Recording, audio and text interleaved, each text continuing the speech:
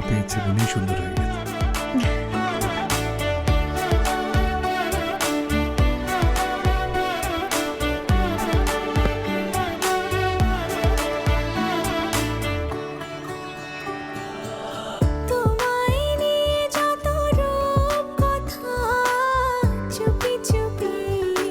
ফুলগুলো ছুঁয়ে দাও, ওরা সুন্দর হয়ে যাক।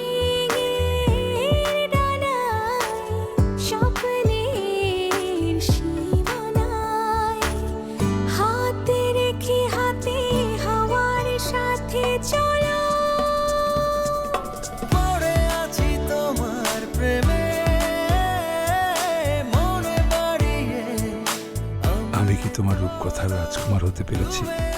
ময়ূরের পেখমগুলো যেদিন তুমি ছুঁয়ে দেবে সেদিন তুমি রূপকথার রাজকুমার হয়ে যাবে।